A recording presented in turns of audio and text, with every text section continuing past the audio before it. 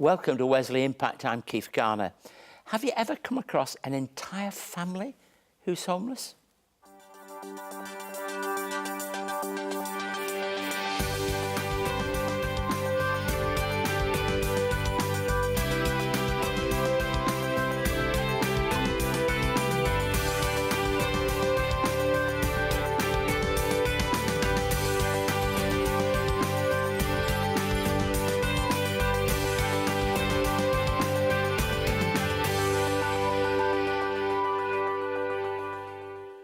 Thank you for being part of the programme today.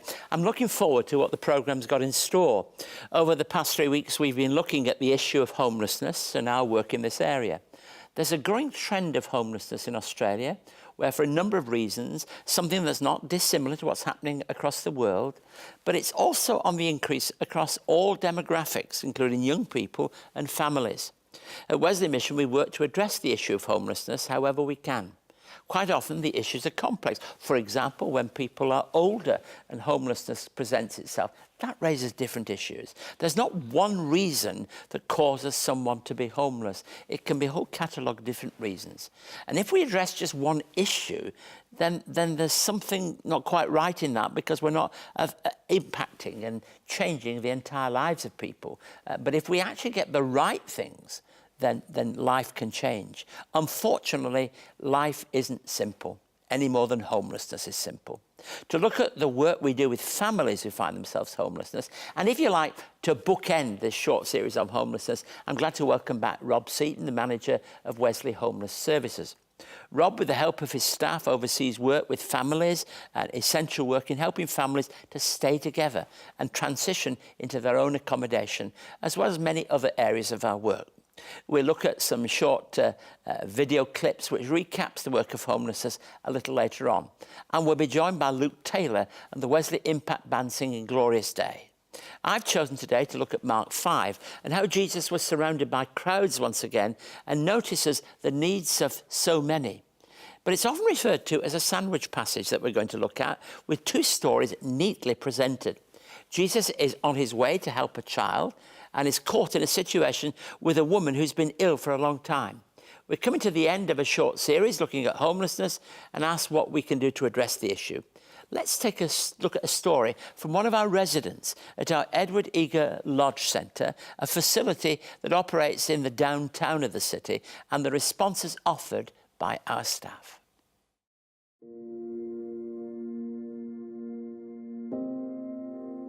All of a sudden I just folded, but I didn't want to see my family to see me.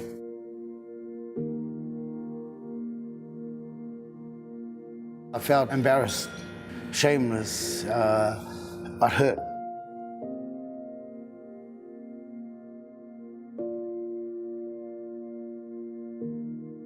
You know, fathers don't go to their siblings to, get a pickup.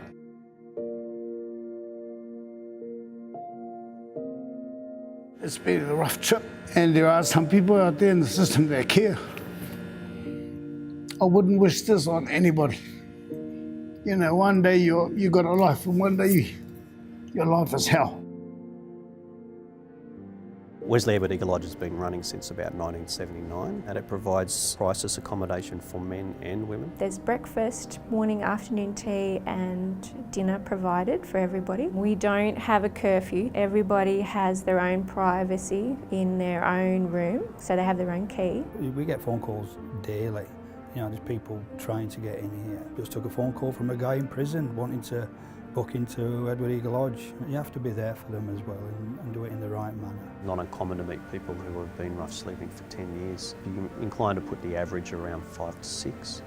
As a rule of thumb, we generally talk about a year of support beyond homelessness for every year that someone has spent in homelessness. In order to come out of homelessness, I don't think any one service is the answer. I think if we all join together, it creates a barrier, I guess, for that person not to step back into homelessness. Our commitment to you is a promise not to pull the rug from under you, and if you meet us halfway, together we're going to make sure that your next move is forward. When I come in here, it's like I'm supposed to be here. There's a lot of people out there that are homeless, and there's a lot of people that can't handle this kind of thing. Coming here made me open my eyes up for the life that I had.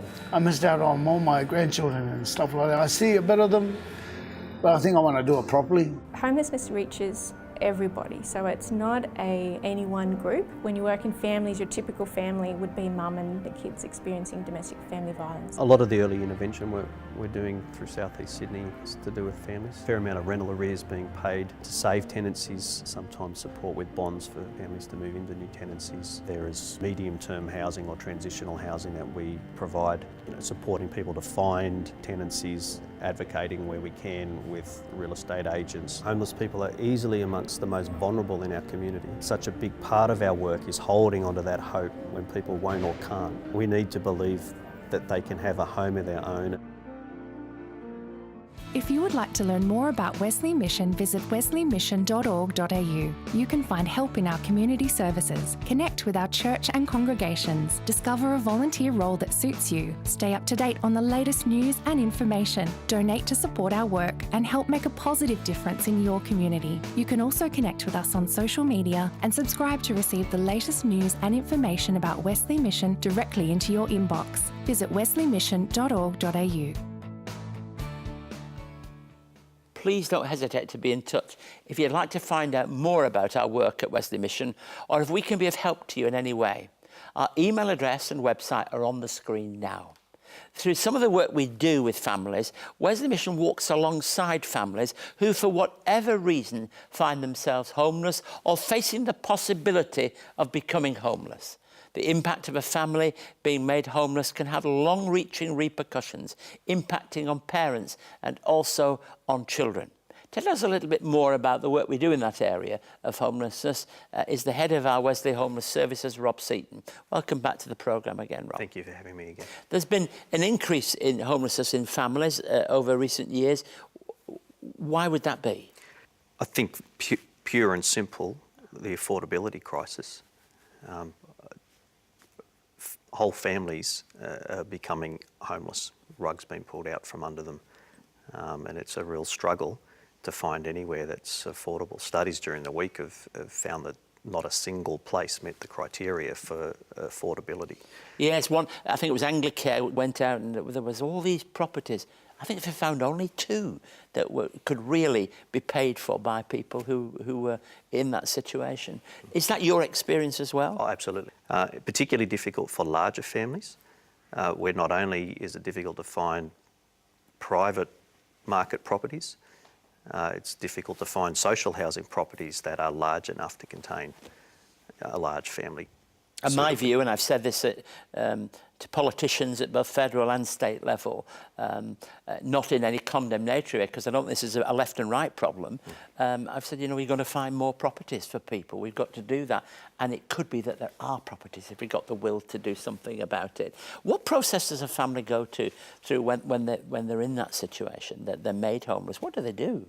I think in the first instance, they're put in touch with centralised numbers or agencies that they're already familiar with to begin a navigation process, and that can be quite a difficult thing, but there's a lot of work being done within our own organisation and within the sector to make that a very seamless process.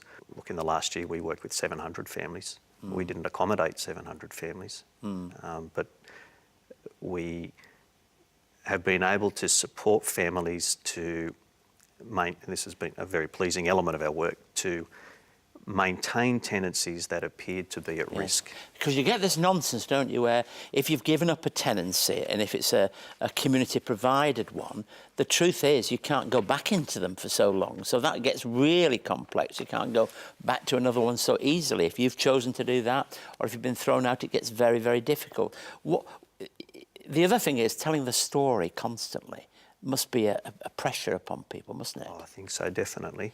And homelessness and family homelessness in particular, unfortunately, carries a certain shame. And so there's the retelling of the story that is traumatic. The circumstances are already traumatic. And the personal load of being unable to house a family that I'm responsible for, it's overwhelming to even contemplate that. We've had some of the team that you work with on the show, and they've told us a little bit about that issue of helping people in those situations of need. As a Christian organisation, we've got to constantly keep changing the way that we perceive it. How do you think Christian agencies over the years, like ourselves, have changed our perception?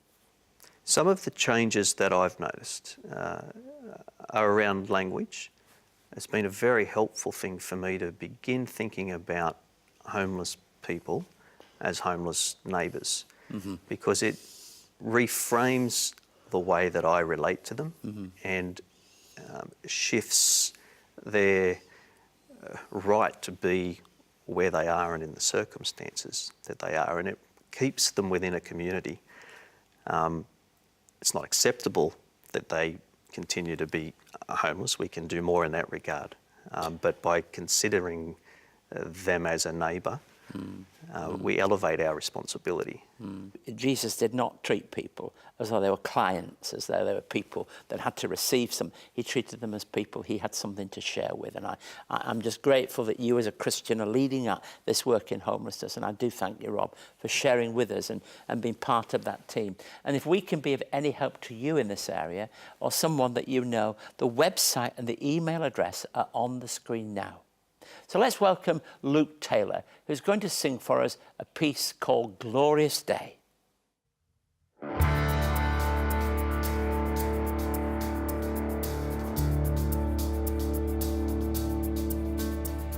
was buried beneath my shame,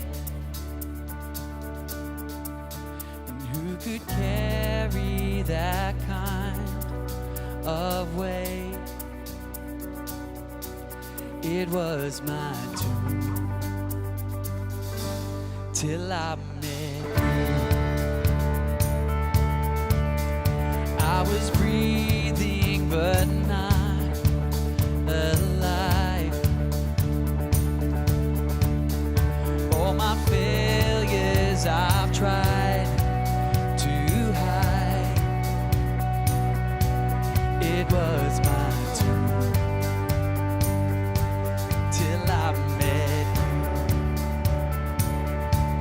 you. You called my name and I ran out of that grave,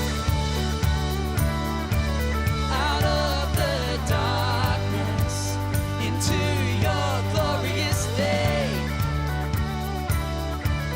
You called my name and I ran out of that grave, out of the darkness into your glorious day.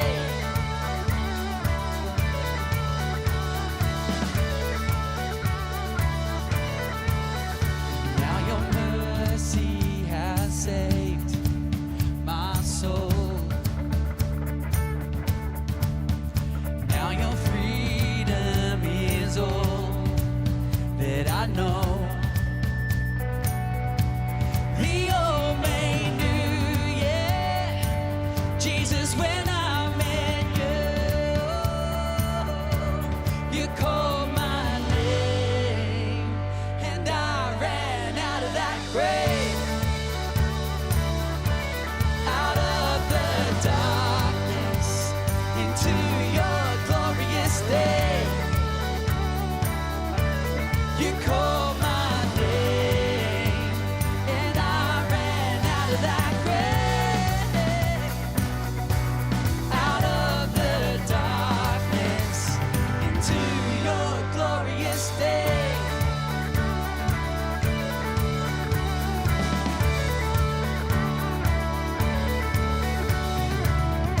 Needed rescue, my sin was heavy, but chains break at the weight of your glory.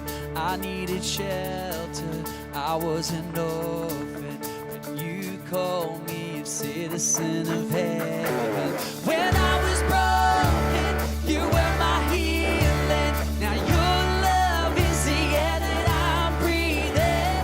I have a future, my eyes are open, 'cause when you call my name, I ran out of that grave,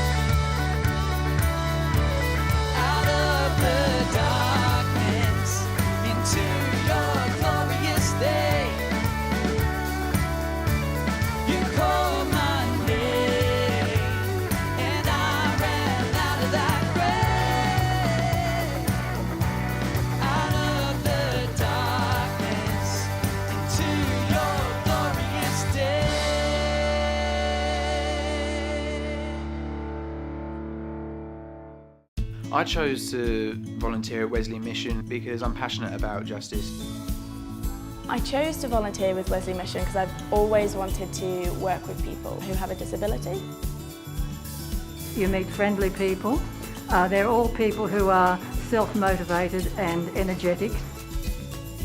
It not only gives me a purpose, keeps me active, and activity leads to longevity. Wesley Mission currently provide over 130 individual services with over 2,000 employees, supported by over 3,000 volunteers to assist over 21,000 families and individuals each year. Whew, that's a lot of numbers. So as you can imagine, we are always looking for more volunteers to help. So please, volunteer today. Visit our website, wesleymission.org.au. You will not only be meeting new and interesting people, but you will be doing all the good you can, because every life matters. Experience the Galilee and the towns and cities where Jesus was raised and called his home. Capernaum, Nazareth, Tabgha, Magdala, Caesarea Philippi, Bethsaida, Tiberias, and of course the Sea of Galilee all feature in this 6-part series as Keith Garner explains the first century context of biblical events. Jesus was born during a time of change in the political and economic leadership of this region. Fishermen around a lakeside was really one of the big businesses. Why Jesus? Why didn't people ignore him? Why did they take him seriously? And what are the questions we should be asking today if we're going to take Jesus seriously? The Man of Galilee is available now and comes with a study guide for leaders, small groups and individuals. For more, visit wesleymission.org.au. So as we just said there in the clip, visit our website to find out more about the Man of Galilee and how it could be a useful tool in reflecting with small groups or churches. Website's on the screen, Wesley Mission /Man of Galilee. So I'm going to read what I know is a longer passage than usual, but it's a great, great story. The Gospels do contain stories, and here we basically have 2 stories together. So I'm going to read from Mark 5:21 through to the end of that chapter. When Jesus had again crossed over the boat to the other side, a large crowd gathered around him while he was by the lake. Then one of the synagogue leaders named Jairus came, and when he saw Jesus, fell at his feet. He pleaded earnestly with him, "My little daughter is dying. Please come and put your hands on her so that she'll be healed and live." So Jesus went with him. A large crowd followed and pressed around him. And a woman was there who'd been subject to bleeding for 12 years. She'd suffered a great deal under the care of many doctors and had spent all that she had. Yet instead of getting better, she grew worse. When she heard about Jesus, she came up behind him in the crowd and touched his cloak, because she thought, if I just touch his clothes, I'll be healed. Immediately her bleeding stopped, and she felt in her body that she was freed from her suffering. At once, Jesus realized that power had gone out of him. He turned around in the crowd and said, "Who touched my clothes?" "You see the people crowding against you," his disciple answered, "and yet you ask, 'Who touched me?'" But Jesus kept looking around to see who'd done it. Then the woman, knowing what had happened to her, came and fell at his feet and, trembling with fear, told him the whole truth. He said to her, "Daughter, your faith has healed you. Go in peace and be freed from your suffering." While Jesus was still speaking, some people came from the house of Jairus, the synagogue leader. "Your daughter is dead," they said. "Why bother the teacher anymore?" Overhearing what he said, Jesus told him, "Don't be afraid, just believe." He didn't let anyone follow him except Jesus. Following him, Jesus, there was just Peter, James, and John, the brother of James. When he came to the home of the synagogue leader, Jesus saw a commotion with people crying and wailing loudly. He went in and said to him, "Why all this commotion and wailing? The child's not dead, but asleep." But they laughed at him. After he put them all out, he took the child's father and mother and the disciples who were with him and went in where the child was. He took her by the hand and said, "Talitha cum," which means, "Little girl, I say to you, get up." Immediately the girl stood up and began to walk around. She was 12 years old. At this, they were completely astonished.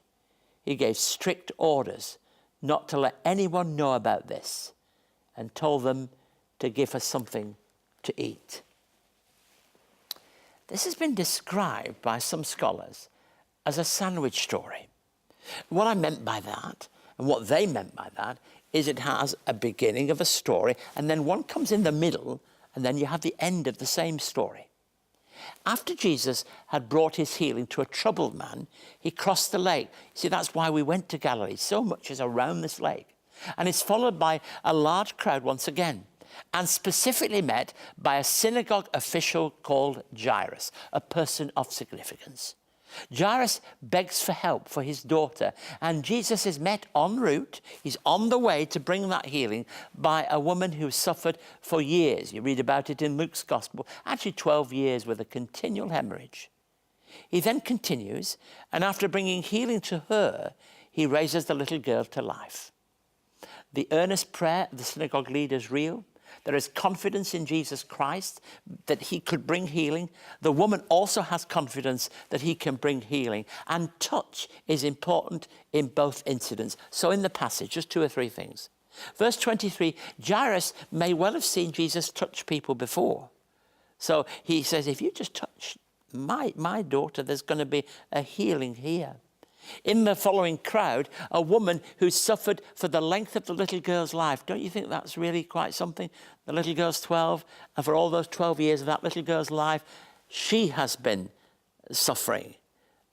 There's something about that. I'm quite certain there's something meaningful in that. And the need to acknowledge faith is important.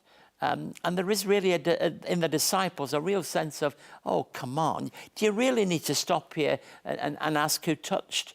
In all this crowd, but there was a difference between her touch and the touch of everybody else pressing upon him. It was the touch of faith. It was the touch of anticipation. And the great thing, we heard a little while ago, Rob talking about homeless people and acknowledging them. And I think that that's so very important, seeing them as neighbours, seeing them as friends. And earlier in a show when I talked to him, he talked about respecting people. That's just what Jesus did when he met people. He didn't say to that woman, you know, come on, I'm not interested in you. I don't want... He said, you're a woman of faith, and that really is what matters. And he gave strict orders not to tell anyone. Let me conclude with a quote from Henri Nouwen, who to me is one of the great writers of the 20th century. He said this, we're all patients in constant need of help. If you would like to contact Keith and find out more about today's program, write to us at Wesley Mission, Post Office Box A 5555, Sydney South 1235, or you can send us an email to impacttv@wesleymission.org.au. On our website, you can catch up on past episodes of Wesley Impact, find out more about our work, read online magazines and articles, and connect with us on social media. You can also connect through Keith's blog and stay up to date on all the latest news and information from Wesley Mission, wesleymission.org.au. Thank you for tuning in again today. I hope you found the thoughts on healing helpful. I think there is a connection between healing and homelessness. Not that homeless people are all sick, but that it's something marvellous in the healing ministry of Jesus, how he treated people with great dignity and worth. And that's certainly true in this story. To somebody who was an important person in the community, who would feel desperately concerned that Jesus is being held up here, and to a woman who perhaps had been rejected by people, who felt she was a nobody, and he brought healing in both these situations. And Jesus has a real concern in the dignity and worth of all people. I hope you found the series of looking at the issue of homelessness important. It's an ever-present issue and one that we need to address across various areas of our work. And if you're a person of influence, then don't let these words pass you by. Try to do something about it, not only by the way you talk about it, but by trying to reach out and bring influence upon other people. We're looking at the holistic sense in which we deal with homelessness and the preventative measures that we must put in place with that early intervention that is so very, very important. Visit our website if you want to know a little more. And you can watch past episodes and today's episode of Wesley Impact by going there. So thank you again for giving us the time, being prepared to enter into this conversation that's so very, very important about homelessness. May God bless you. Have a great week.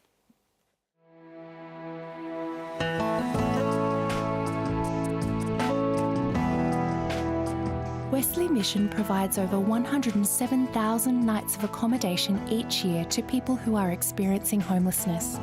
To find out more, visit wesleymission.org.au.